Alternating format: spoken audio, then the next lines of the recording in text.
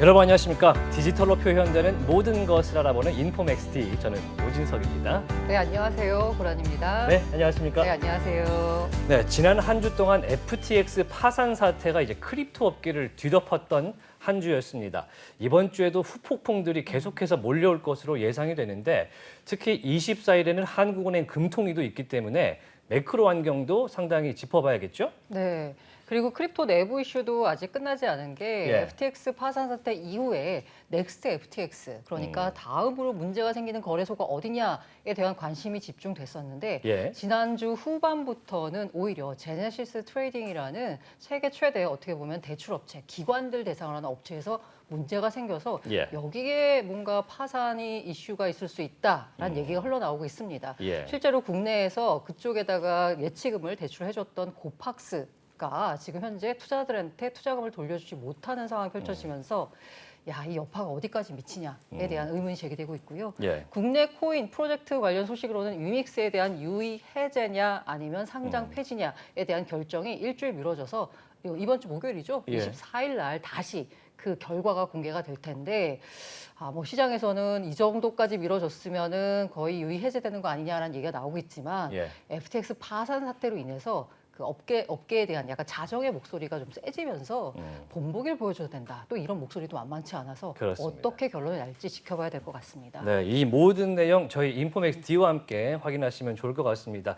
디지털 자산에서 금융 그리고 IT 정보까지 오늘도 저희가 꽉 채운 블로기드에서 여러분들 디지털 세상으로 안내해 드리겠습니다. 인포맥스 D 지금 출발합니다.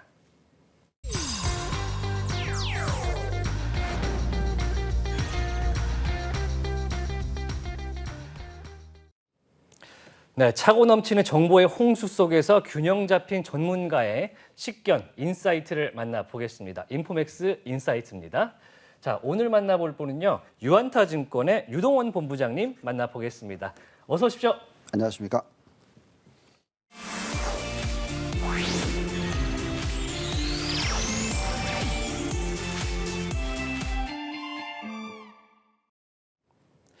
네, 가상자산 시장의 전망을 저희가 확인하기 위해서는 먼저 이 거시경제 투자 환경도 짚어보는 게 상당히 중요하겠죠. 그래서 유동원 본부장님과 함께 거시경제 매크로 투자 환경을 한번 확인해 보겠습니다.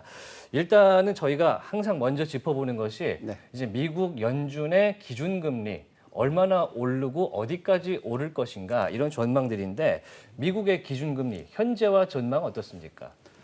네, 사실 이 부분이 상당히 힘들게 우리한테 지금 다가오고 있습니다. 뭐 기억하시는지 모르겠지만 지난 9월 달에 미 연준 FOMC 미팅이 있었을 때 기준금리에 저희가 고점이라고 생각했던 부분이 한 3.75, 뭐 4% 정도 올리면 이제 그만해도 되지 않을까 뭐 이렇게 저희는 전망을 했었는데 그게 아니라 뚜껑을 열어보니까 얘기했던 게 4.75에서 5% 이렇게 얘기했죠.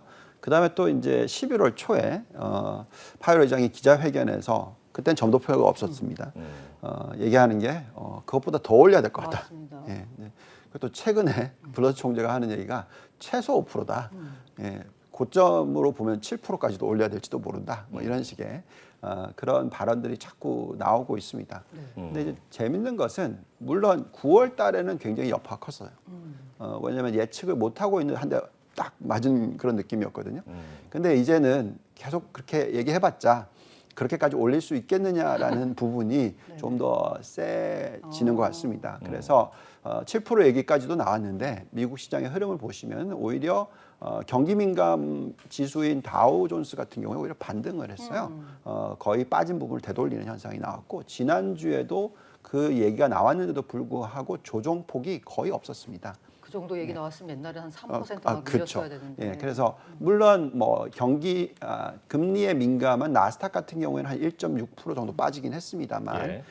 전체적인 흐름 자체는 그래도 이제 좀 맷집이 생기는 거 아닌가 뭐 이런 느낌을 주고 있습니다. 그게 이제 지금 어쨌든 이 미국의 기준금리의 이 흐름 자체를 보시면은 지금 점도표가 많이 올라간 상황이지만 이제 추가적으로 더 올라가는 부분에 있어서는 좀 한정적이지 않을까 이렇게 지금 여기 나와 있죠. 그래서 어쨌든 지금 현재 시점에서는 5% 근처면 예. 이제는 이제 금리의 고점이 되지 않을까라고 생각하고 있고 또 그 부분이 내년도 1, 4분기, 2, 4분기에 한번 도달했다가 예. 오히려 연말이 되면 좀 떨어지지 않을까 뭐 이렇게 지금 예측을 하고 있습니다. 자 그렇다면 이제 오는 12월 달에 있는 그 FOMC 미팅에 대해서 지금 예측을 하고 있는 내용을 한번 보시면 예. 많은 분들이 또 0.75 아니야 뭐 이런 걱정을 했죠. 왜냐하면 뭐 5%까지 올리는데 빨리 올려야 되는 거 아니냐 이런 생각을 많이 하셨을지 모르겠으나 최근 보시면 여기에 나와 있듯이 4.25에서 4.5의 확률로 76%니까 그러면 이번에 이제 0.5%만 올리게 되는 거죠. 그럼 이제 드디어 금리의 인상 속도가 더뎌지는 겁니다. 4차례 연속으로 0.75씩 올리다가 이제 드디어 0.5%로 떨어뜨리게 되는 거니까 물론 여전히 금리를 올리는 겁니다만 그 속도의 변화도 굉장히 중요한 것이고요. 그다음에 이제 내년 상반기 말로의 숫자를 한번 보시면 이게 지금 시장 예측치입니다. 예. 보시면 이제 5%에서 5.25가 거의 뭐 가장 높죠. 그래서 여기서 이제 추가적으로 올리는 폭은 0.75 정도 되는 거죠. 예, 그래서 그 내년 1, 4분기, 2, 4분기에 한 0.25씩 올리면 예. 거의 이제 끝나는 거고 그리고 나서 이제 어떻게 될 거냐 하는 부분입니다. 많은 그 미연준 위원들이 얘기하는 것은 이렇게 높은 금리를 좀 장기적으로 유지해야 된다라는 식의 얘기를 좀 많이 하고 있어요. 예. 근데 지금 한번 시장의 예상을 한번 보실까요? 2023년 말에는 어떻게 될까요? 오히려 떨어지고 있죠. 네. 4.75, 네, 4.5 이런 식으로. 예, 그래서 이 부분이 굉장히 중요합니다. 그러니까 저희가 생각할 때는 이제 연말로 가면 갈수록 미국의 경제 성장률이 둔화될 확률이 상당히 높아집니다. 여러 가지 이유 때문에 그런데요. 뭐 특히 기본적인 이 성장을 해줄 수 있는 버퍼라고 얘기를 하죠. 그러니까 워낙 예금이 안 늘고 있어서 대출을 계속 늘리면서 경제 성장률이 일어나고 있는데 그게 계속 이어질 수는 없잖아요. 그래서 예금 증가율이 높아지려면 어떻게 돼야 되냐면 미 연준이 금리를 올리지 말고 내리는 모습이 돼야 됩니다. 그래서 연말로 갈수록 좀 이제 힘에 부추긴 거죠. 그래서 결국은 금리를 내릴 수 있는 환경으로 가지 않을까 이렇게 지금 생각을 하니까 지금 시장에서도 5% 찍었다가 다시 4.5로 연말이 되면 떨어질 거 아닌가 이렇게 지금 예측을 하고 있는 것이고요. 사실 저희도 지금 계산을 해보면 저희가 좀 실수를 했다고 생각하는 부분이 뭐냐면 저희가 아까 말씀드렸듯이 4.75, 4% 정도로 고점이 아닐까 얘기했잖아요. 네네. 그렇게 본 이유는 뭐냐면 미국이 지금 감당 가능해낼 수 있는 금리 수준.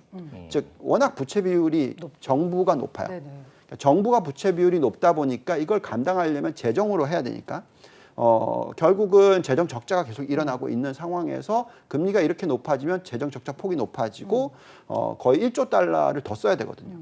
그래서 그 부분을 가지고 계산했더니 3.5% 수준까지는 올리고 거기서 유지를 할 수 있을 환경이지만 예. 더 올리면 문제가 있다라고 생각을 했는데 중요한 것은 제가 한국으로 생각한 거죠. 뭐냐면 우리나라는 만기가 3년이에요. 네. 근데 미국은 30년이란 말이죠. 아. 그러니까 그 바뀌는 비중이 작아요. 아. 그러니까 양털 깎기를 할 수 있는 힘이 좀 있는 거죠. 그래서 일시적으로나마 그 정도로 더 올려주면 달러 강세 유지, 양털 깎기 여러 가지 미국에서 지금 하고 있는 정책들이 좀 어떻게 보면은 다른 시장에는 다른 나라에는 좀 힘들겠지만 자국에는 좀 좋은 효과를 올릴 수도 있다 이런 생각으로서 하는 것 같습니다. 그렇지만 그걸 너무 오래 하게 되면 기본 펀디멘털이 튼튼하면 모르겠지만 정부 부채비율이 너무 높잖아요. 네. 그러면 사람들이 돈을 빼기 시작하면 어떡합니까? 그죠? 그래서 어느 수준에서는 금리를 또 다시 내릴 거다. 그게 아마 또 적정한 금리 수준으로 되돌아가는 폭은 아마 3.5%까지도 장기적으로는 내릴 거다. 이런 식으로 저희는 지금 생각을 하고 있습니다. 지금 최근에 보면은 지난달 10월 달에 보면 뭐 물론 내 계좌는 많이 깎여 있지만 네. 사실 지수로만 놓고 보면 상당히 좋았거든요. 네. 그래서 이걸 두고 혹자들은 뭐 베어마켓 랠리다라고 표현하기도 하고 어떤 사람은 이제 바닥은 찍고 추세 전환이다라고 보는데 그러면 본부장님은 추세 전환 쪽으로 보시는 편이신가요? 네, 이게 참 어려운 질문인데요. 네. 만약에 안타깝게도 미 연준이 계속해서 지금 긴축 이거를 유지를 시키면서 5% 금리를 내년 말까지 유지했다. 네. 또 내후년에도 또 계속 5%로 유지했다. 그러면 정말로 좀 큰 경기 침체가 2024년에 도래할 수 있습니다. 그러면은 이거는 이제 굉장히 큰 폭의 또다시 하락장, 또 자산 가치가 굉장히 많이 깨지는 현상이 나올 수 있습니다. 그렇지만 저희가 볼 때는 이제 그렇게 안 할 거라고 저희는 기대를 하는 것이고요.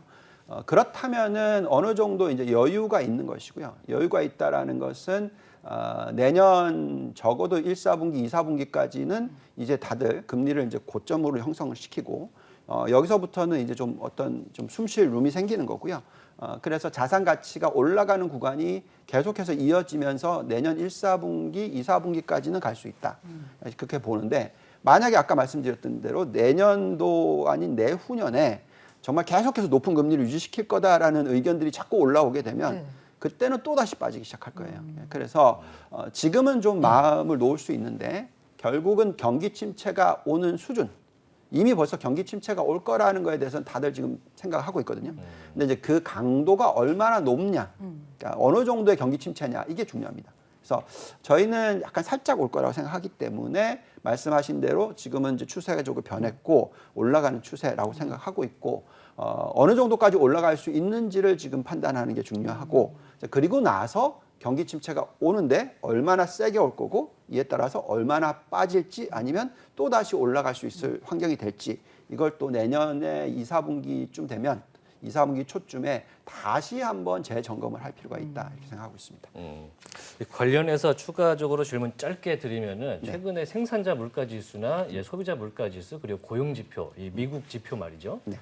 상당히 호조세로 나왔는데 이 부분들이 이제 내년 후반기로 가면 좀 침체기를 보일 수 있다는 말씀이신가요? 내년 하반기에는 좀 둔화되는 모습이 확실히 나올 수 있고요. 예. 근데 이제 여기서 유동성 부여를 하거나 경기 선행 지표들이 지금부터 좀 반등을 하기 시작하면 그때 가서 그 폭이 그렇게 크지는 않을 수는 있습니다. 근데 이제 시간이 지나면 지날수록 결국은 정부 정책의 어떤 정책 그 수준이 굉장히 중요해지거든요. 그 통화 정책과 재정 정책 둘 다이기 때문에 그때 가서 또 지켜봐야 되겠습니다. 이제 미국 얘기를 들었으니까 우리나라도 잠깐 여쭤봐야 될 것 같은데 네. 11월 24일 날 한국은행 금융통화위원회에서 이제 기준금리 결정을 하게 되는데 네. 어떻게 보고 계신가요? 어떤 방향이 옳은 방향인지 네. 혹시 의견 있으신지요? 저희는 아까도 말씀드렸지만 미국의 금리가 예. 올리고 나서 다시 내릴 거라고 예측을 하고 있잖아요. 네네. 그럼 3.5%가 장기적으로의 금리다라고 생각을 한다면 예. 우리나라는 기본적으로 지금 가계부채 비율 쪽은 우리나라가 훨씬 더 높아요. 그리고 이거를 잘 조절을 해야 되는 부분인데 이걸 너무 급격하게 올려버리면 우리나라는 정말 힘듭니다. 그래서 좀 대응을 하는 방법에 있어서 우리가 만기가 굉장히 길면 모르겠는데 3년이에요. 네네. 그러면 3년만 지나면 금리가 이자 부담을 하셔야 되는 분들, 부동산을 사셨던 분들, 집을 샀던 분들 뭐 어떡할까요? 거의 2배 수준, 2.5배 수준으로 금리가 올라가요. 이자 비용 가지고 월급 다 써야 되는 거잖아요. 그렇기 때문에 이런 부분은 굉장히 조심하셔야 되는 거죠. 그래서 저희는 처음부터 미 연준이 저렇게 나올 거니까 우리는 펀더멘털이 튼튼하다. 정부 부채 비율이 문제가 없다. 그래서 우리는 금리를 이 정도 수준까지만 올릴 거다. 이걸 제시를 했었어야 돼요. 최근에 했죠. 그래서 저희는 올리는 속도를 더디게 했었어야 되고 그리고 그 정도 수준에서 유지를 할 거라고 시장에다가 줬었어야지 문제가 좀 덜 심각했을 텐데 또 여기다가 또 정부가 보증했던 부분을 보증 안 할 거야 이런 사태가 터졌었잖아요. 네. 그러니까 건설회사의 금리가 일시적으로 14%씩 뭐 폭등을 하기도 했고, 그러니까 이런 부분은 굉장히 예민합니다. 그래서 망하는 기업이 많이 나올 수가 있어요. 그렇게 되면 망하는 기업뿐만이 아니라 개인들도 나올 수 있는 것이고요. 그래서 저희가 생각할 때 미 연준이 이제 벌써 얘기를 했으니까. 금리를 올리는 속도를 너무 빨리 하지 않을 것이다라는 의견이 더 중요할 것 같습니다. 저희는. 이 가상자산 시장 관련돼서 그 전에 나오셨을 때 비트코인과 통화량 추이를 봤더니 야 정확하게 일치하더라라는 가격과라는 말씀 주셨는데 지금도 약간 그런 흐름을 보이고 있는 같고 그리고 말씀하신 대로 만약에 피봇 포인트가 내년 하반기 정도 된다라고 하면 네. 그때가 비트코인 가격의 반등 시점이라고 생각해봐도 괜찮은 건가요? 네, 저희가 뭐 가상화폐 시장에 대해서 뭘 알겠습니까? 그렇지만 전체적인 큰 그림으로서 통화량이 굉장히 풍부할 때는 이런 가상화폐 시장이 폭등을 할 수 있는 여건이 되죠. 그렇기 때문에 저희는 이제 과거에 굉장히 긴 역사상 이 가상화폐가 아닌 금이나 은 같은 대체 자산이란 것이 있었죠. 그래서 이제 가상화폐는 또 하나의 현금 대신에 대체 자산이라고 얘기를 하고 있어요. 네. 그래서 저희가 항상 분석을 할 때는 이 세 개를 더해서 어떤 식으로 변하는 건지 이걸 또 무엇과 연결을 시켜서 보냐면 전에도 금과 은의 가치가 늘어날 때는 M1 증가율이 높게 올라갈 때 네. 이럴 때에 나타나는 현상입니다. 그래서 지금 여기 도표에 나와 있는 걸 보시면은 지금 2020년에서 2021년 굉장히 그 핫했을 때 네네. 가상화폐 네. 시장이 그때 보시면은 가상화폐의 가치가 200% 올랐죠. 근데 은은 마이너스 20%고 금은 플러스 25%였어요. 예. 근데 이게 총으로 오른 합치고 폭을 나니까. 보시면은 28.8%나 오릅니다. 근데 보시면 M1 증가율이 13.7%죠. 근데 이게 그 전에가 거의 20몇 %였어요. 그러니까 그 정도로 높기 때문에 저런 이 대체 자산의 증가율이 나타났었던 거죠. 근데 이제 이 그림이 완전히 올해는 틀려집니다. 다음을 한번 넘겨봐 주시면은 네. 2021년 말부터 마이너스. 올해까지 보시면은 총 합계가 마이너스 11%예요. 그리고 가상화폐 큰 폭의 하락입니다. 마이너스로. 예, 예. 그래서 총 합계 밑에 보시면은 마이너스 11%예요. 네네. 증가율이 11%고 그러면 M1 증가율이 얼마냐? 지금 마이너스 마이너스 2.5%입니다. 2.5%. 그러니까 기본적으로 저희는 M1 증가율이 큰 폭으로 줄거나 안 올라갈 때는 가상화폐도 같이 못 올라간다라는 것이고요. 다음 페이지를 한번 보여주시면 이게 전체적인 숫자입니다. 전체적인 흐름이죠. 숫자. 말부터 현재까지. 그러니까 2020년 말부터 현재까지 어우, 한번 숫자가 보시면은 비슷해요. 숫자가 굉장히 비슷해지는데 네네네. 네. 보시면 저기 가상화폐 시장의 증가율이 12.2%죠. 예. 밑에 보시면 M1 증가율이 12%입니다. 어. 그러니까 결국은 M1 증가율이 얼마나 올라가느냐에 네. 따라서 가상화폐 시장의 상승률이 플러스냐 마이너스냐가 결정이 될 수 있다라는 것이죠. 그래서 저희가 지금 기대하는 거는 미현진이 도대체 언제 금리를 더 이상 안 올리냐 그리고 금리를 안 올리게 되는 것뿐만이 아니라 언제 좀 푸냐. 돈을 푸냐. 예, 그 부분인데 제가 아까 말씀드렸듯이 저희는 늦어도 내년 하반기에는 그렇게 해야 된다. 그렇지 않으면은 상당히 어려움을 겪을 수도 있다 이렇게 생각하고 있습니다. 그래서 지금 저희가 판단하기에는 어쨌든 M1 증가율은 내년 하반기. 근데 또 중요한 건 M2가 있어요. 네네네. 근데 그거는 지금 보면 시장이 거의 바닥을 다지는 것 같아요. 아. 그래서 이제부터는 추가적인 하락, 그러니까 가상화폐 시장이 뭐 폭락을 더 할 거다 이렇게 보여지지는 않고, 근데 이제 다시 상승하는 모멘텀을 찾는 데는 조금 시간이 필요하다. 뭐 이 정도로 저는 판단하고 있습니다. 네, 통화량과의 상관관계가 분명히 있는 그런 자료들이었는데 최근에 그 유명한 책을 쓰신 분이에요. 부자 아빠, 가난한 아빠라는 책을 쓴 이 기요사키라는 분이 있는데 이분이 연준이 긴축을 완화하기 전에 금과 은 그리고 비트코인을 매수하라 이런 트윗을 많이 했어요. 그리고 금리를 올리면 주식과 채권, 부동산은 폭락할 것이다. 이렇게 얘기를 한 바가 있는데 여기에 대해서 어떻게 생각하시는지 여쭤보겠습니다. 그러니까 제가 이 내용을 정확하게 몰라서 예. 이분이 정확하게 무슨 얘기를 한 건지 정확하게 몰라서 짧은 글이기 예. 때문에 예. 아마 이게 달 겁니다. 예. 근데 이제 보면은 긴축을 완화하기 전이라고 얘기하잖아요. 예. 그거는 뭐죠? 금리를 내리거나 예. 긴축을 완화잖아요. 예. 그럼 긴축 아까 보여드렸듯이 네네네. 긴축가 완화를 하면 금, 은 가격 또 대체 자산 올라가죠. 근데 뭐 그렇다고 해서 주식이나 채권이 안 올라갈까요? 올라가죠. 그다음에 금리를 떨어뜨리면 채권 가격이 올라가는 네네. 거죠. 그렇죠. 예, 그래서 유동성이 더 좋아진다면 당연히 같이 올라갑니다. 지금 올려놓은 내용은 뭐냐면요. 우리 항상 생각해야 되는 부분이 지금이 100년의 최악의 수익률이에요. 와. 그러니까 6대 4 전략이라고 해서 네. 60% 주식을 들고 주식, 가고 40%를 채권을 들고 갔었을 때 예. 저 평균값이 얼마냐면 9%입니다. 어. 연평균 9%. 근데 지금 마이너스 34%입니다. 그럼 주식도 깨지고 채권도 채권 깨졌다는 다 얘기잖아요. 깨졌어요. 그러면 뭐 거기다 가상화폐도 깨지고 다 예. 깨졌네, 다 진짜. 깨졌어요. 그러면 방향은 알겠죠. 네. 만약에 나아진다면 다 같이 같이 나아지지. 아마도 얘기하시는 거는 그 상승의 폭이 더 클 수도 있다. 뭐 이런 얘기이실 것 같습니다. 그래서 예. 지금 한번 다음 장을 넘겨주시면은 지금 역대 과거에 채권과 주식이 다 최악이네. 마이너스가 난 해는 딱 3년밖에 없습니다. 아니 저기는 전쟁쯤이었고 69년은 뭐였죠? 대공황. 대공황. 왜 그렇게 안 좋았어요 올해가? 아니요. 3, 안 4분년에 가기 쉽지 않은데. 와. 네, 그래서 예. 지금 딱 3년 중에 하나고요. 채권의 하락률은 워낙 낮아요. 그러니까 왜 저런 현상이 나오냐면 워낙 금리가 지금 낮아서. 그래서 금리가 예를 들어서 1%에서 2%만 올라가도 50% 2배가 올라가는 거예요. 그러니까 가격은 엄청나게 깨지는 거죠.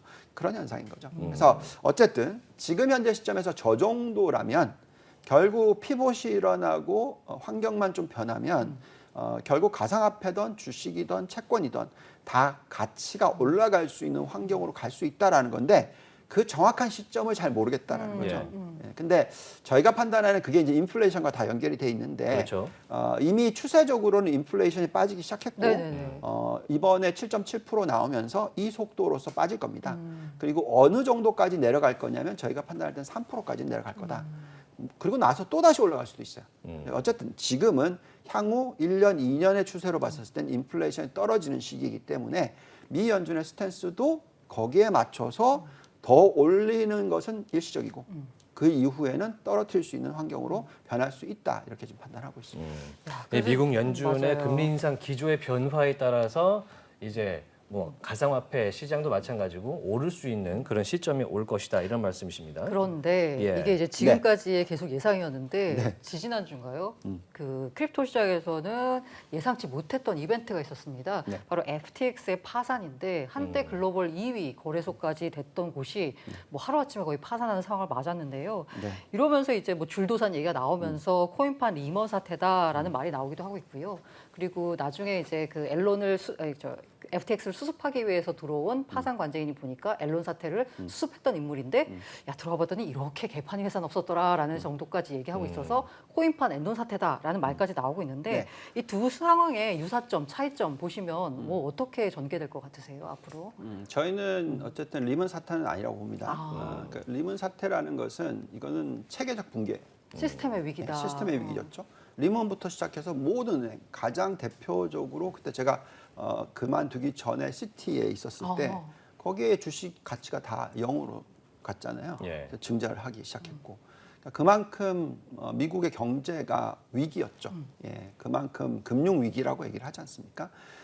리먼은 겨우 시작에 불과했고, 네네네. 예, 근데 가상화폐에서 시작해서 가상화폐에서 끝납니다. 아. 이게 다 번질 수 있는 가능성은 거의 없다라고 보시면 되겠고요. 예. 그러면 이제 엔론 사태로 비교해야 되겠죠.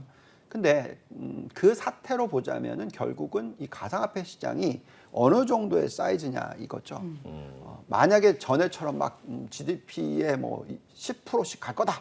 막 그러면서 가상화폐가 10만 뭐 아무튼 달러만 간다. 뭐 이렇게 얘기를 할 때와 그게 숫자가 GDP에 막 10%뭐 이렇다면 그건 그때 터졌으면 이제 큰일 나는 거죠.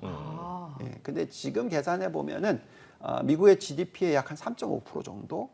이게 2016년도에 유가가 폭락했을 때 기억나시죠? 그때 그 셰일가스 회사라든지 대부분의 관련 회사들이 하이힐드, 그러니까 높은 부적격 채권으로 가면서 망하면 이제 미국 경제 에 얼마나 영향을 미치냐라고 계산했었을 때 GDP의 약 한 3% 정도였어요. 지금 이게 그거하고 살짝 비슷하죠. 근데도 사실 그 회사들이 다 망하지 않았고 네네네. 지금은 엄청나게 잘 나가고 있죠. 그래서 결국은 가상화폐가 필요하냐? 가상화폐가 필요하다라고 생각한다면 이 정도 사이즈에서는 뭐 이게 다 망가지는 게 아니고 괜찮을 거다라고 생각하고 있습니다. 그래서 엔론 사태와 비교하고 GDP의 규모와 비교하고 앞으로의 어떤 실효성을 생각하는 게 중요할 것 같습니다. 현재 미국 증시의 전체 시가총액 대비해서 지금 가상화폐 시장 전체가 약 40분의 1 정도 되거든요. 그래서 좀 사이즈가 작다 보니까 전체 시장의 영향은 별로 없을 것이다. 안 그래도 이제 시티그룹에서 보고서를 좀 냈습니다. 조금 전에 시티 얘기해 주셨는데 네.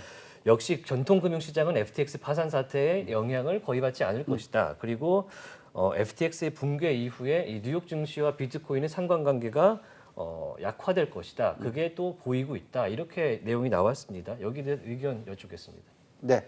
말씀드린 대로 예. GDP 규모로 계산했을 때는 3.5%고 말씀하신 대로 시가총액 기준으로 40분의 1이니까요. 또 그게 다 사라지는 건 아니지 않습니까? 그리고 어떻게 보면 일론 머스크가 있는 한 가상화폐 시장이 사라지지는 않을 것 같습니다. 예, 왜냐하면 전자상 거래에 있어서 결제 수단으로서 쓰는 비중이 생기면 생길수록 예. 거기에 대한 실질적인 가치는 있을 수 있다라고 생각을 합니다.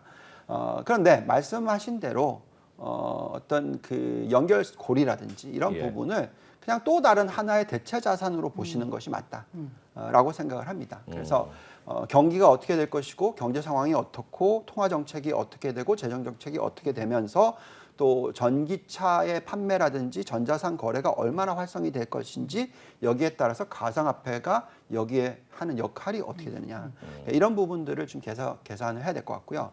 근데 제가 한 가지는 아는 건 뭐냐면 전자상 거래의 비중은 계속 높아질 수밖에 그렇죠. 없습니다. 그래서 여기에 비트코인이나 가상화폐가 어떤 역할을 할 것이냐, 어느 정도의 역할을 할 것이냐에 대해서 계속 분석을 하고 들여다보는 것이 중요하다라고 말씀을 드리겠고, 그렇다면 사실 뭐 움직이는 이 방향성은 나스닥의 움직임이랑 비슷하겠죠. 그래서 이거 완전히 연결고리가 끊어졌다 이렇게 보지 마시고 전체적인 큰 그림으로 놓고 봤었을 때는 실효성, 그러니까 가상화폐 시장의 실효성과 나스닥 시장이 어떤 종목들을 가지고 있는지를 생각해 보시면 당연히 두 개는 연결이 돼 있다 이렇게 판단하고 있습니다. 일종의 그 나스닥의 기술주 개념으로 보는 것이 좋겠다라는 의견이신데 제가 개인적인 질문을 하나 드려볼 텐데요. 네. 완전 전통금융 시장에서 이제 활동을 해 오셨는데 네. FTX 파산 사태를 지켜보시면서 이 암호화폐 시장에 대해서 어떻게 생각을 하고 계세요? 간단하죠. 예. 규제가 없었으니까 네. 얼마든지 저런 현상이 생기죠. 아니, 네네. 관련돼 가지고 네. 그렇게 약간 좀 갈리시더라고요. 한 분들은 이때는 야, 그 뭐랄까 이른바 이제 잡코인들이나 아니면은 이런 잡거래소들이 아니라 비트코인의 가치가 재조명 받을 것이다. 오히려 이를 통해서 또 한쪽은 아니다. 야, 저 시장은 이제 그냥 거의 뭐 아사리판이고 뭐 안 되는 시장이니까 앞으로는 기관 자금 유입도 기대하기 어려울 것이다. 라면서 이 시장은 서서히 소멸해 갈 것이다. 라고 보는 쪽도 있더라고요. 저는 후자는 아닌 것 같아요. 전자일 거라고 생각합니다. 그렇지만 그 사이즈도 항상 책값, 그러니까 모든 부분이 확 커지고 나면 여러 잡음이 생길 수밖에 네네. 없어요. 갑자기 부가 만들어지고 그러면 이제 이 부분을 이제 시스템화 시켜야 되는 부분이거든요. 그래서 아마 또 이제 규제들이 제대로 만들어질 거고 또 우리나라는 다행히도 먼저 터졌으니까 거기에 대한 규제가 굉장히 많이 강해졌고 그러면서 이 시장은 생길 수밖에 없었던 시장이다. 불과했던 시장이다라고 저는 생각을 합니다. 근데 이제 그게 얼마나 빨리 크고 어떻게 갈 거냐 하는 부분에 있어서는 어느 정도 이제 우리가 신뢰성을 회복을 하느냐, 네네. 어떻게 빨리 회복을 할 수 있느냐. 그럼 이제 신뢰성을 회복을 하려면 이런 모든 부분에 있어서 엔론 사태와 맞아요. 마찬가지로 뜯어봤더니 튼튼하구나 이렇게 돼야 되는 거죠. 사기 같은 것들은 없어져야 되겠죠. 말이 안 되죠, 사실. 맞아요. 예. 그거는 네, 남의 돈을 착취하는 현상인 거기 때문에 그거는 시스템적으로 이제 앞으로 정상화될 수 있는 데까지 어떤 시간이 좀 필요할 수밖에 없다라고는 생각하고 있습니다. 네. 이제 얘기를 들으면서 앞으로 어떻게 투자를 하고 전망을 좀 해야 되는지를 얘기를 해야 될 것 같은데 네. 계속해서 이제 금리들이 올라가면서 국내 은행에서도 뭐 대출도 그렇고 이자율이 상당히 올라가고 있습니다. 자, 부동산도 지금 침체되고 코인도 침체된 상황에서 빠르게 은행들로 돈이 몰리고 있는데요. 시중 유동성은 어떻게 지금 흘러가고 있는지 그리고 우리 자산 시장에는 어떤 영향이 있는 걸로 보이는지 여쭤보겠습니다. 네. 자, 지금이 금리 인상기라고 얘기를 하고 있지 않습니까? 근데 이제 한국이 굉장히 예민하다고 말씀을 드릴게요. 아까도 말씀드렸습니다만 우리나라는 심지어 국채가 3년짜리가 대부분이잖아요. 그래서 3년 만기, 그럼 3년 뒤면 금리가 다 바뀐다란 말이죠. 예. 그래서 가장 예민하게 우리나라 시장이 작년부터 조정을 받았고요. 코스피를 보시면은 그리고 미국의 10년 국채 금리가 막 올라가는 상황에서 우리나라 금리가 더 빨리 올랐어요. 그러면서 어디까지 갔었냐면 10년 국채 금리가 4%대 후반까지 갔었습니다. 그럼 여기 지금 테이블 올려주셨는데 저희가 이게 전에 계산해봤던 거예요. 우리가 전에 계산했었을 때 금리의 4% 수준이라고 계산했었을 때 적정 코스피 가치가 2,700포인트였습니다. 근데 1% 올리게 되면은 2,260으로 떨어져요. 그럼 저게 440포인트 차이죠. 그러면 저게 얼마입니까? 15%가 넘어요. 너무 많이 떨어지는데요. 그렇죠. 예. 그만큼 경기보다는 금리 민감하다라고 보시면 돼요. 근데 지금 이제 확 스탠스가 바뀌었죠. 한국은행이 우리 금리를 어느 정도까지 올리고 더 이상 안 올린다. 뭐 이런 식의 얘기. 그런 부분들이 지금 자꾸 들어가게 되면은 이제 고점 금리에 대해서 이제 안심을 하는 거죠. 그리고 최근에 보시면 금리가 4.1%대까지 또 다시 떨어졌어요. 그런 현상이 나오고 있기 때문에 금리의 오르내림에 따라서 주식 시장의 오르내림도 같이 연결이 됩니다. 또 마찬가지로 채권도 그렇죠. 그래서 저희는 어쨌든 트렌드가 지금은 마지막 금리의 상승 주기의 끝물이라고 생각하신다면 지금은 어쨌든 채권도 주식도 투자를 하셔야죠. 예. 가상화폐도 어느 정도 투자를 하셔야 되는 타이밍이 지금 오고 있는 거죠. 예. 그래서 저희는 포트폴리오 구성이 상당히 중요하다고 생각하고요. 또 다행스러운 것은 다행스럽기라도 좀 그렇지만 지난 1년 동안에 얼마나 많이 자산 가치가 사라졌습니까? 예. 그러니까 이제 들어가시는 분들의 입장에서는 예금을 하시는 게 아니고 이런 쪽에서 어떤 기회를 살려볼 수 있는 기회가 생긴 거죠. 그래서 이 기회를 좀 잘 살릴 필요가 있는 타이밍이지 않을까. 유동성이 있으시다면 일정 부분 예금은 하시고 예금 금리가 4% 5%라면 얼마든지 나쁘지 않죠. 그렇지만 그거 가지고는 엄청난 부자는 될 수 없죠. 그렇기 때문에 지금 타이밍 자체가 여러 가지 자산군에서 상당히 매력이 있는 것들이 생기니까 가상화폐 시장으로 생각하면 저는 이더리움이나 비트코인은 조금 투자할 만한 가치가 있다라고 생각하고 있고요. 항상 제가 생각하지만 제가 투자하는 포트폴리오 안에서 개인 자산이라면 3%까지나 투자할 마음이 있다. 이 정도 이렇게 생각하시면 될 것 같고 주식도 마찬가지고요. 채권도 마찬가지고 그런 식으로 포트폴리오 구성을 하시는 게 중요한 타임인 것 같습니다. 네. 시장을 보시면서 유동성이 있으시다면 유동원 본부장의 말을 한번 들어보시면 좋을 것 같습니다. 오늘 말씀 고맙습니다. 감사합니다. 네, 사실 그 FTX 사태가 일어나기 전까지는요. 이제 우리가 미국 연준의 금리 인상 기조가 좀 꺾이면서 시장이 좋아질 것이다. 이런 전망이 상당히 많았잖아요. 근데 유동원 본부장님 말씀 맞는 게요. 예. 항상 이렇게 원래는 주식 투자나 아니면 무슨 투자의 기본은 싸게 사서 비싸게 파는 거잖아요. 네. 근데 참 안타깝게도 지금 싸게 살 수 있는 돈이 있는 분들은 참 좋겠는데 네. 이 싸게 살 수 있는 기회가 있을 때는 항상 돈이 없더라고요. 네. 안타깝습니다. 지금 무릎까지 내려온 상황인데 제 지금 자산 유동성이 사라졌습니다. 네. 다음 순서로 넘어가 볼 텐데요. 자, 유니스트의 조원경 교수와 함께하는 글로벌 이슈피디아로 넘어가 보겠습니다.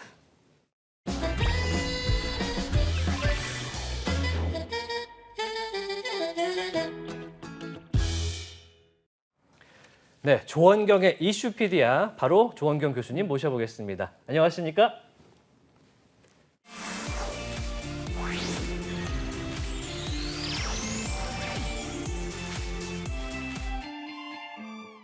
네, 지난 한 해 2021년 한 해를 달궜던 단어가 하나 있는데요. NFT라는 단어가 있죠. 굉장히 광풍에 가까운 그런 인기도를 자랑했었는데 이 대체 불가 토큰이라는 굉장히 신개념의 이슈가 나오면서 상당히 사람들이 이거를 해야 되냐 말아야 되냐를 고민했었던 적이 있습니다. 지금도 마찬가지고요. 그쵸. 사실 광풍이라는 말이 예. 적합한 게 뭐냐면 우리 말로 풀이하면 미친 바람이잖아요. 근데 예. 왜냐하면 그만큼 뜨겁게 달아올랐다가 또 그만큼 뜨겁게 식었습니다.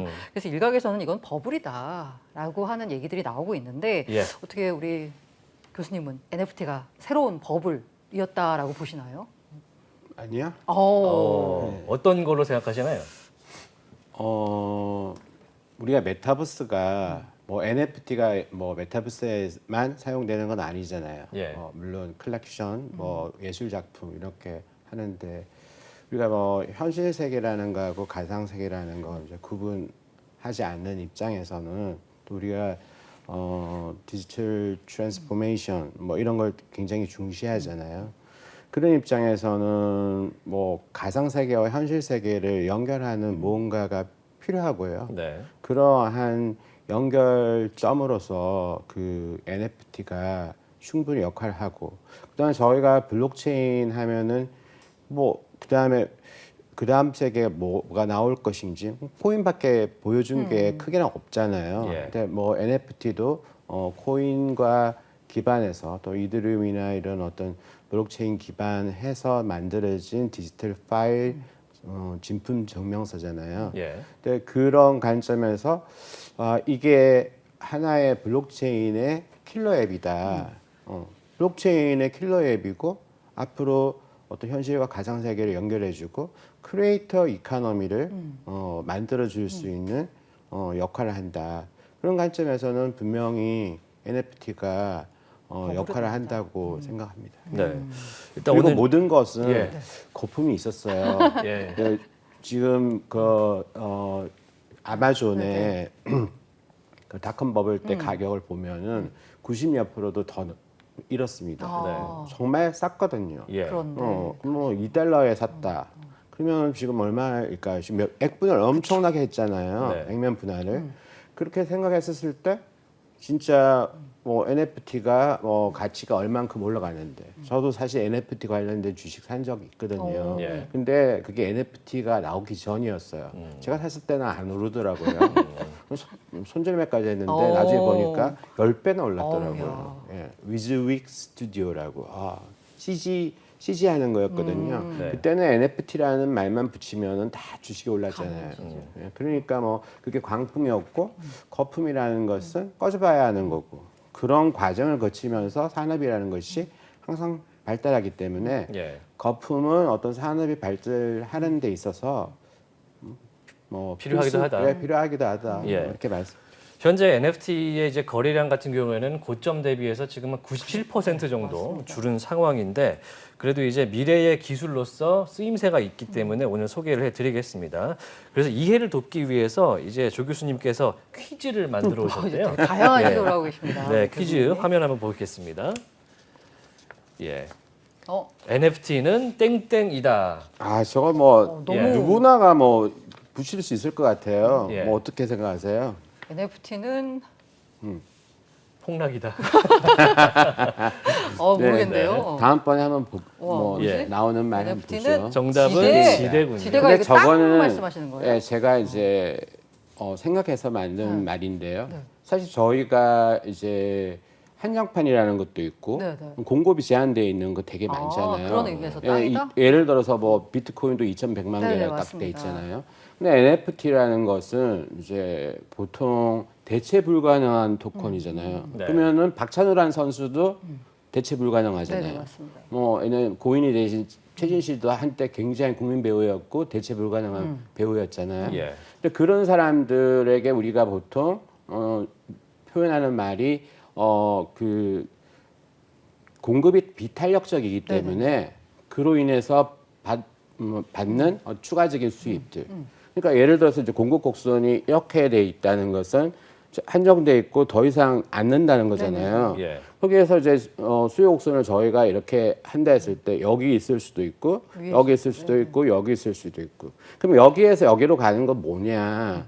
이건 사람들이 생각하는 공감이거든요. 이제 이 작품에 대해서 내가 정말 공감을 해. 그러니까 NFT 사실 공감을 먹고 사는 거예요. 예. 저희 공감을 먹고 살고 그로 인해서 얻는 이익들은 다 지대라는 거죠. 그래서 NFT는 결국 지대 추구 행위를 하는 거예요. 근데 그 지대 추구 행위가 이 공감을 없이 올라갈 수는 없거든요. 네네네.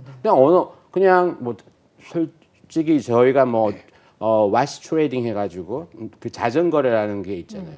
뭐 자전거래 이게 뭐 제가 불법인지 NFT가 이제 규제 사각지대이기 때문에 잘 모르겠는데 예, 뭐 이렇게 해서 이제 그 가격을 올릴 수도 있단 말이에요. 근데 어느 순간에 공감이라는 것이 무너진다면은 그건 폭락으로 갈 수도 있는 거죠. 그래서 NFT는 지대인데 저렇게 되려면은 한정판이라는 것만 되지 않고 공감이라는데 공감이라는 건 결국 로열티잖아요. 그렇죠. 그 로열티가 있어야 되고 거기에 또 결국 뭔가 팬덤이라는 게 있어야 되는 거고 네. 누군가의 인플루언스가 영향을 미쳐서 브랜드 가치를 높이는 것이 또 필요한 거죠. 저희가 네. 이제 뭐 BAYC라고 저도 이제 뭔가 하면 이거 뭐 무슨 원숭이 네, 지루한 원숭이 예, 여트 지루한 클럽이요. 원숭이 여트 클럽인가 네. 뭐 이게 있잖아요. 여기도 보면 오픈시에서 뭐 가장 잘 나가는 거잖아요. 네네. 그러니까 이것도 팬층이 확실한 거고 작년 2021년 초만 하더라도 제일 싼 게 3억이라고 들었어요. 했으나 지금 지금 얼마 주세요 모르겠습니다. 지금 많이 떨어졌습니다. 네. 안 떨어졌어요? 떨어졌다고요. 네. 많이 떨어졌어요. 예. 그리고 이제 저희가 이제 화면을 다시 한번 보죠. 예. 바나나에다 테이프 바나나에다 붙이고 테이프를 붙였잖아요. 예. 근데 저걸 보면은 왜 그랬을까요? 저게 해고 가격이 얼마냐 했을 때 12만 아, 저기 작품이구나. 네, 아, 예술 작품이에요. 작품이군요. 예술 작품이에요. 코미디언이라는 예술 작품인데 저게 이제 저는 어떤 생각을 가지는가 하면은 저게 이렇게 1917년인가 이제 20세기 초반에 저 작품이 이제 이 작품 말고 그 드시아요? 변기라는 작품이 있었어요. 샘이요, 샘. 샘. 네. 예. 그러니까 그 변기 네네네. 관련되는 네네. 거. 제목은 근데 샘. 제목은 네. 샘이고 네. 그리고 그 사람이 원래 프랑스 사람이었는데 뉴욕에서 다른 가명을 써가지고 한 거예요. 네네. 근데 이제 그 사람은 풍자를 한 거죠. 우리가 보이는 이 망막의 예술이라는 거하고 항망막의 예술이라는 거를 비교를 했어요. 예. 그 항망막의 예술이라는 거는 보이는 그 너머의 예술이라는 거죠. 예. 그 보이는 너머의 예술이라는 것은 결국 뭔가 하면은 변기 이런 걸 해가지고 자본주의를 비판하는 거예요. 예. 한편으로서. 그리고 뭐 고가라 해가지고 굉장히 높아지는 어떤 예술품에 대해서 반격을 가하는 거고. 하나의 그러니까 예술 작품이 풍자를 한다는 거죠. 그리고 그 철학이 있어야 된다는 거고. 저거 넘어서 자본주의를 볼 수 있다. 그리고 변기를 통해서 자본주의를 비판한다는 게 되게 생각하기 어렵잖아요. 예. 그것도 마찬가지로 흔한 바나나인데 그리고 저기다 테이프를 하나 붙였는데 12만 달러다. 이게 되게 특이한 거잖아요. 네네네. 네. 사실 그런 관점에서 본다면은 저게 이제 결국은 뭔가 하면 현실을 또 풍자할 수도 있는 거고, 뭐 흔한 바나나인데, 야, 근데 왜 내가 이게 그 전에 이런 거 비슷한 것들 만들었는 분들도 10만 달러 받았어. 네. 왜 내가 못 받아야 하느냐. 근데 저기에 대해서 이제 논란이 있을 게 저게 본질적 가치가 있느냐는 부분을 가지고 얘기를 할 수가 있는 거죠. 네. 근데 본질적 가치라는 거는 사실 말이 잘 모르는 그러니까 주식이라는 것도 뭐 퍼나 PBR로 다 움직이는 건 아니잖아요. 본질적 가치는 얼마라는 걸 얘기는 하지만은 근데 사실 예술 작품이나 우리도 코인도 얘기할 수 있잖아요. 코인에서 본질적 가치가 얼마느냐. 근데 사실 아까 그 부분은 대중이 저기에 부여한 공감이라든지 로열티라든지 이런 부분들이 결국은 공감을 먹고 사는 것이 NFT니까. 그래서 저 작품을 통해서 제가 느끼는 것은 결국은 뭔가 하면은 가격이라는 것은 굉장히 주관적인 거고. 그래서 아까 거품이라는 부분도 사실은 저희가 이게 거품이냐 아닌 거품이냐는 것은 그거 대중이 거기에 따라서 매겨주는 가치가 이제 그 가격을 결정하는 것이고 이 바나나 그림을 통해서 이 사람도 생각한 거예요. 코미디언. 옷을 풍자하니까 네. 제목이 코미디언이거든요. 그러니까 그 풍자하는 걸 통해서 가격 너머의 어떤 철학이라든지 이런 것들을 얘기하고 본질적 가치에 대한 어떤 문제를 한번 생각해 보자. 그 미술 작품을 갖고 오셨으니까 이게 바로 NFT의 가치와 연결이 될 것 같은데요. 우리가 이제 거품이다라는 말을 할 정도로 굉장히 가격이 비싸게 거래되다가 지금은 굉장히 많이 싸졌잖아요. 그러면 아까 공감이라는 말씀을 드렸는데 공감은 다른 말로 주관적인 거잖아요. 네. 그런데 이 NFT 같은 경우에는 이 공감이라고 하는 주관적인 거고 일종의 객관적인 가치 평가가 불가능한 자산인데 이 가치를 어떻게 측정하는 건가요? 이 NFT 같은 거는. 네. 그 문제는 사실은 어째 보면은 가치를 측정한다는 것 자체가 불가능한 거 아니에요? 불가능한 거라고 생각해요. 네네. 왜냐하면 저희가 저도 그러니까 비트코인의 가격이 얼마가 적정한가. 이거 굉장히 어렵잖아요. 그래서 그런데 이제 아까 그 비트코인이나 아까 그 가격 가지고 얘기하신 앞에 이제 네, 본부장님. 예, 예. 본부장님 계셨는데 이제 비트코인도 결국은 뭔가 하면 통화로서 사용한다 했을 때 이 가치를 매기는 환산하는 방법들이 여러 가지가 있더라고요. 네. 제가 봤었을 때 그런 어떤 그런 사람들이 이제 산식을 가지고 이건 통화로 사용할 수 있으니까 또 어떻게 될 것인가를 하잖아요. 근데 그 공식대로 했을 때 그러면은 사실은 비트코인도 많이 매스 어답션 많은 사람들이 사용하면 할수록 이제 이게 가치가 올라갈 수도 왜냐하면 제한되어 있는 거 숫자이기 때문에 통화는 제한되어 있고 숫자는 제한되어 있잖아요. 그럼 많은 사람이 비트코인을 가지고 나는 거래를 하겠다. 그런 식으로 한다면은 이건 객관적인 걸로서 비트코인 가격이 올라갈 수 있는데 아까 말씀하신 것처럼 전체 뭐 GDP에서 차지하는 금액이 얼마 정도 되었을 때 이게 문제가 생기는 거예요. 저는 이거를 신뢰 역설이라고 생각하거든요. 뭔가 하면은 비트코인을 많이 사용하면 많이 사용할수록 신뢰가 비트코인에 부여하는 신뢰가 높다는 거잖아요. 근데 그럼에도 불구하고 이게 만약에 폭락이라든지 아까 뭐 요즘에 나오는 FX 사태라든지 예. 이런 게 맞아요. 나오면은 전체 비중에서 전체 우리 그 금융 자산이라든지 GDP에서 차지한 비중이라든지 이런 객관적인 수치를 보았었을 때 그 수치에서 차지하는 어떤 코인이나 이런 것들의 비중이 크다면은 이게 굉장히 금융 불안정성을 야기를 할 수가 있거든요. 네네. 그러니까 이제 오히려 신뢰를 먹고 살아서 매스 어답션이 됐을 수 있는데 오히려 이 경우에는 잘못하면은 금융위기라든지 이런 부분들로 번질 수도 있는 가능성. 지금은 굉장히 미미하죠. 별로 의미 있는 숫자가 아니기 때문에 괜찮지만 그게 의미 있는 숫자면은 문제가 되는 거고요. 뭐 NFT에 대한 가치라는 부분은 저는 그렇게 생각해요. 이게 아까 이건 예술 작품이잖아요. 네네네. 예술 작품이라는 부분에 있어 가지고는 가치를 평가하는 것은 사실상 사람들이 부여하는 주관적 가치지 이게 뭐 객관적 가치로 이게 맞아요. 얼마이다 이라는 부분 같은 것들은 물론 기반이 되는 그 예술 작품에 따라 가지고 원래 그 기반이 되는 자산이 있잖아요. 그 작품이 있잖아요. 네네네. 그 작품이 있을 수 있다면은 그 작품하고 연동되어서 만약에 가격이 매겨진다면은 예. 그런 거하고 연결될 수도 있지만 또 전혀 그게 없는 것도 있을 수도 있잖아요. 어떤 사람은 또 한편으로는 그 예술 작품을 불태운 사람 아시죠? 네. 그- 프리다 kahlo 예, 작품이요. 그 사람은 왜냐하면 망했죠. NFT로 돈을 벌기 위해서 네네. 했는데 실질적으로는 안 팔렸잖아요. 네네네. 보면은 실제 가격이 그만큼 높은 거를 못 하는 거예요. 그런 문제이기 때문에 이건 굉장히 다르다. 자기가 돈을 벌기 위해서 실물을 없애버렸는데 오히려 다시 그 NFT로는 별로 안 팔린 거잖아요. 네. 다음 넘어가겠습니다. 예. 퀴즈로 좀 보겠습니다. NFT는 디지털 땡땡 역할을 하는 가상 자산이다. 이건 NFT 디지털- 정의하고 관계되는 것 디지털 같아요. 예, 등기부등본? 디지털 등기부등본? 뭘까요? 이제 트윈. 트윈인데 오. 왜냐하면 사실 저희가 그 디지털 트윈이라고 했었을 때 그 전에 보면은 저희가 메타버스 시간에서 할 때도 이 카피 앤 페이스트라고 네네. 얘기하잖아요.